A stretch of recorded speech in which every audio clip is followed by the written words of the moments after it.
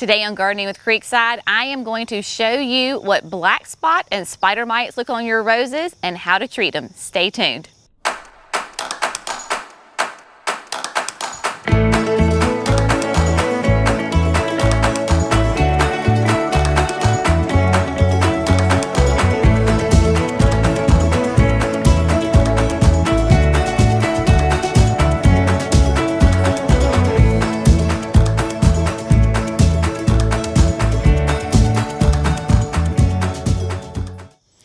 Good morning, friends. Welcome to Gardening with Creekside. I am Jenny. I say good morning because we are out here bright and early before the sun comes up to talk about these precious, beloved, new David Austin roses that I planted this year on our arch. This is the Generous Gardener. I have one planted on each side of the arch to come and meet in the middle. Now, we have talked about these roses several times already this year, and I have been very open and honest with you that this is my first time growing roses, and I have shared with you what has worked, and today I'm going to share with you some of my struggles. Because I have found, I don't know about you, but a lot of times in life I learn a lot more when I have a failure or a struggle as opposed to when things just go great and smooth and perfect. So this is definitely an example of something that has gone wrong and we need to address it. The rose here to my left is more affected by black spot and spider mites than the one on my right. When I first started to begin to see little black spots and yellow leaves on this rose, I really did think, well, maybe it was a water issue because, of course, here we are coming in, out of August. It's hot, it's dry, it is the South. And so I thought maybe it was a water issue, and I just made sure that I watered the roses a little bit more frequently and a little bit more deeply. Then I was over here actually just in that last video where I was tying up the rose to train it, and I was like, yeah, no, something's not right here. So what I have discovered is, yes, I really do have black spot, but in my opinion, what's almost even worse is there are spider mites on this rose.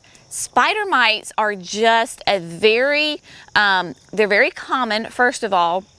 They're very hard to actually see them, so it's not like a caterpillar or a Japanese beetle where they're large and you can clearly see what they are. So it's more that you have to know the signs of spider mites as opposed to actually seeing them, because a spider mite itself is smaller than a pinhead, extremely small, and they live on the underside of your leaves. There are some clear telltale signs of a spider mite. First of all, you will notice like a rust coloring on top of your leaf. So that was my first thought, was okay, so I've got this dark, almost looks like dirt, like a rust covering over your leaf. And then the sure sign is that you have little tiny spider webs growing underneath the leaf. The best way to get rid of these, there are several organic ways that you can get rid of them, but spider mites can be really pesky and hard to get rid of. We have dealt with them before in the greenhouse, and they are just a real nuisance and a real problem. Left unchecked, they will spread rapidly throughout your garden, through your plant. It can get to the point where you will just have to dig the plant up and dispose of it. So what I have done is, especially this was the area that was really affected right here, and so I went through yesterday with my clippers and I began cutting off all the affected leaves. I just came in really close and I just snipped, and then I put them in a bucket. When you have spider mites, you want to put them in the trash can. You do not want to compost these. Don't put them in some part of your yard that you're going to recycle and make compost or just dispose of. It needs to go into the trash can and get it off your property, because if you just put it in another location, they're just going to breed there and go happy and all over your garden. Once you're done pruning your plant with the spider mites, go ahead and disinfect your clippers. Between the black spot and the spider mites, you want to disinfect your clippers, just a nice mild bleach solution to kill anything that might be still on these clippers, because you don't want to then take the fungus and go spread it somewhere else to a healthy plant. So what I'm going to use today is a special spray that is specifically for black spot fungus and the spider mites, because spider mites are just from experience, extremely difficult to get rid of once you have them. Getting rid of those affected leaves, but then we need to make sure that we go in and kill and eliminate any of these, the eggs or any other adults that would be on the plant. So we're going to use, this is a 3-in-1, but it is specifically for mites and funguses. So this is what we're going to use. I just mixed it up according to the directions in a 1-gallon sprayer, and we're going to spray. Now, the best time to spray this on your plants is going to be first thing in the morning before the sun comes up, or late in the evening. That way we don't affect any other beneficial insects that are out and about. They're still in the bed, they're still sleeping. So we're going to go ahead and get these sprayed. This will kill the spider mites on contact, and it will last for another 30 days. Now, you may be asking, well, Jenny, why in the world did you even get black spot and spider mites to begin with? One is extremely common in our hot, humid climate, and this is just, black spot is something that really affects roses. It's a very common problem with roses. So as a gardener, you have to decide, is having the roses worth doing the work to prevent these diseases? And that's just a personal choice. For me, I enjoy these roses. I want to have these roses in my garden. So yes, it is worth that extra effort to have these in here. I have talked about that I have used a granular once a month on these roses. Clearly, Jenny missed a couple of applications or an application or two, and hence this is why I am in the situation that I am in. It is much easier to be preventive than reactive. So set a reminder on your calendar and treat these things to prevent this stuff from ever happening in the beginning. At the end of the season, what I will do, really in late winter, I will go ahead and trim this climbing rose. Because it's its first year, I will just give it a light trim, but I will make sure that I remove any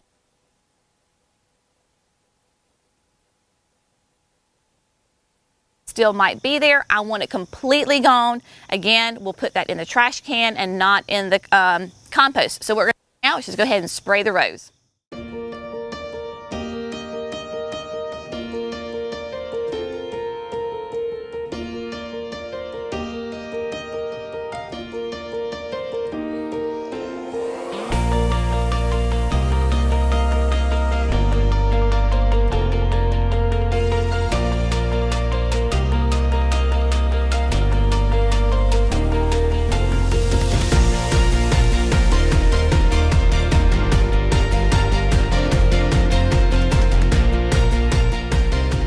So when I'm going to spray the roses, basically I just want full coverage. I don't want it dripping wet, but I want to make sure that I try to get on the top of the leaves and under the leaves. So we're just going to go for this and see how it goes.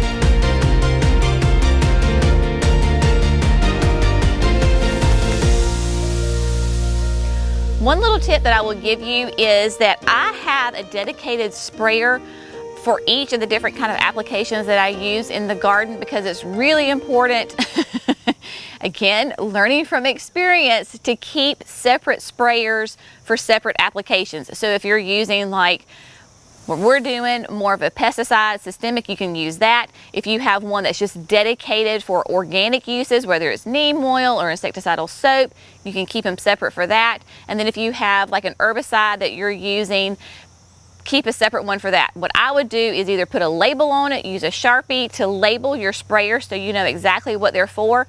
Last thing you would want to do is have like an herbicide, something that would kill weeds, and then you use that to, spray your roses and you haven't cleaned your sprayer well, and then you've just killed your roses. I think at some point every gardener has probably done that before, so we learn. This is a really cheap, inexpensive one. It's a 1 gallon container. I got it from our local feed and seed company. I mean, I think it was like under less than $10. So you can just find these anywhere, the big box stores. I do like the gallon size because in these kinds of applications, it's small enough. It's not a big, huge backpack sprayer like maybe Jerry has that he uses for massive, scale where he's doing things. So get you a couple of cheap sprayers, label them for what their uses are, so that way you don't ever have to worry about cross-contaminating in your garden. So both of the roses have been sprayed, they have been treated, so now we just let them dry. Again, I will have what I used linked down into the description below. Again, if I had used stayed on my regular regimen, this probably never would have happened. The other roses that I have are not affected. It was just, like I said, mainly this one, which I believe spread over to the next one. So that's why it's so important to, if you can catch it early, is to eliminate it. This product, again, will kill those spider mites on contact and last for another 30 days. I should not have to do this kind of application again this year, simply because of the time of year it is. We are end of September. By the time my 30 days go, that is going to be towards the end of October. We'll have freezes, the plants will go dormant, and then I can go ahead, like I told you, in the winter and just trim it back and then remove all of the foliage. Of course, we will do a video on that. If you have questions about rose care, I would really recommend that you go to the David Alston website. They have fantastic tutorials on everything you can imagine on how to care for your roses. This is where I'm learning a lot from.